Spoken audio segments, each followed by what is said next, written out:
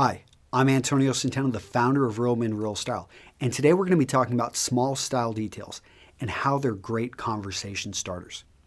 All right, if you haven't, please subscribe to my YouTube channel by doing that. These videos will come right to you.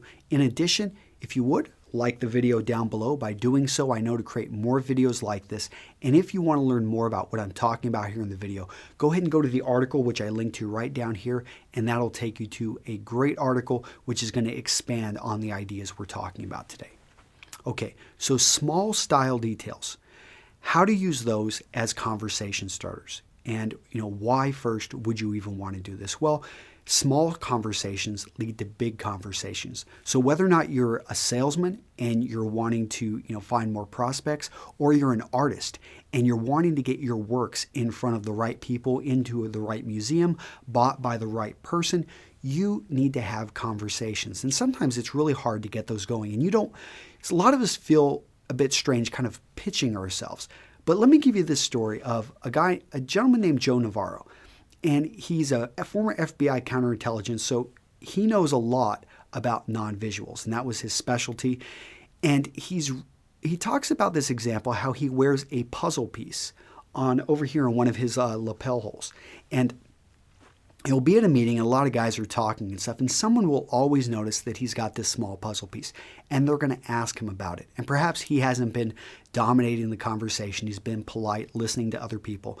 But this is his cue to jump in and to basically explain to people he wears the puzzle piece because it represents his business, which his business is going into companies and looking at all the different pieces and problems and bringing them together so that he can solve that problem and help the company reach a solution. And so in a very quick manner and without really, feeling like he's barging upon them, or pressing himself, he's able to pitch what he does. And it's a very memorable pitch because people, they have a visual and then he explains that visual. Another example is, I actually use it all the time. So I've got a blue sports jacket, which actually has the pocket over here on the right breast. Almost all jackets out there have the pocket on the left breast. I did this on the right breast because I wanted it to be a conversation starter. I wanted it to invoke a bit of curiosity for men who pay attention to the details, because usually men who pay attention to the details are the type of men I want to be interacting with. So another small thing is you'll notice that this side of my jacket lapel is different than this side. And that's another conversation starter. It's built into my clothing, and it's something that men who are interested in clothing will pick up on a lot of times. And all of a sudden, we've got something to talk about, and I can talk about what I do, which I'm a custom clothier. So there's another example. And, how can you use this, though? There are so many ways that a guy can bring this in. Just use the pin example. If you're an artist, perhaps you've got a piece of art that you wear there on your pin.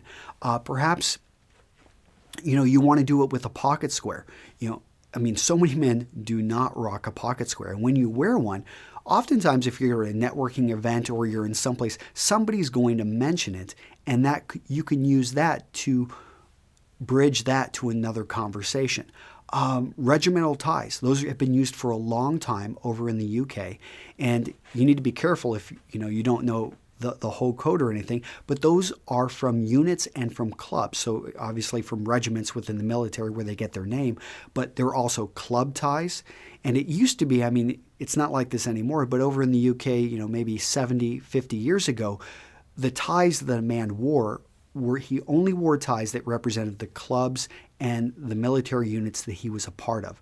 So you could see actually they probably didn't have a whole lot of a wide variety of ties. Now we're not limited by that anymore, but you can see how that was like a secret symbol and a great way if you walked into a room to recognize, where somebody came from. Now, I went to the University of Texas. I can actually get a really cool little tie that's got little long horns on it. And most people aren't going to notice, those small patterns in there. But those that do, it's like, oh, it's a great conversation starter. And then I get to point out, well, yeah, I did go to UT and I went to the Macomb School of Business. Now, I'm not trying to brag or anything, but all of a sudden people know that, hey, this guy went to a respectable business school, and I get to bring that to the conversation without pushing it myself.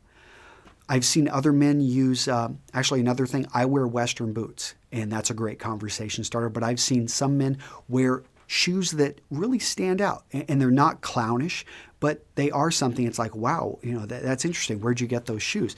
And all of a sudden they get to talk about, well, I'm in consulting and I travel quite a bit to London, or I travel quite a bit to Paris, and this is where I pick these up at. Another option, especially for those of you that don't wear jackets, is perhaps you wear glasses. Well, pay a little bit more attention and get actually a very stylish pair of glasses, or ones that are a little bit off the beaten path, which cause people to remember you. And we want to all be remembered for who we are as a person. But guess what? Most of the time, people don't have time to get to know you as a person. And sometimes it's these very superficial things which help cement and allow you to eventually form those deeper relationships. A couple other options I'm thinking, you could pay attention, maybe do something fun with your socks, wear cufflinks perhaps, especially if you don't wear a jacket. Maybe you want to wear French cuffs and cufflink shirts. Here's not necessarily super stylish, but I think it's a great conversation starter with me, is I see a lot of older gentlemen wearing hats that symbolize, hey, I'm a Vietnam War veteran, or I'm a World War II war vet, or I was on this particular type of ship or submarine. I can tell you that as a military guy, I hone in on that, and I see an older guy sitting and he's, no one's talked with him. I've got time to kill. I'll go up and talk to the guy and start talking to him. I want to hear his stories about, all the time he spent on whatever ship it was. And I've met some really interesting people that way. But I go up and I approach them because they're sending out that signal with the clothing that they're wearing. And, pay attention to these small, because they're not small, non-visuals. And I'll leave you with the last one. It's going to be the story of Nudie Cohen. And he's a Ukrainian immigrant who came to Las Vegas, and he built an entire business on building really outlandish outfits. So the rhinestone jumpsuits and stuff that Elvis wore. And, Elvis probably didn't need that to get people's attention, but we remember that. And he did this for a lot of artists. He created clothing which just, wow, it was something you just didn't forget when you saw that person when you saw that person it's not going to say in person, but Nudie's big quote was, "It's better to be looked over than overlooked."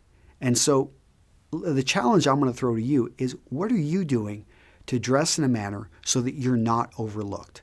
So that what's your one little style option or style piece that people pick up on?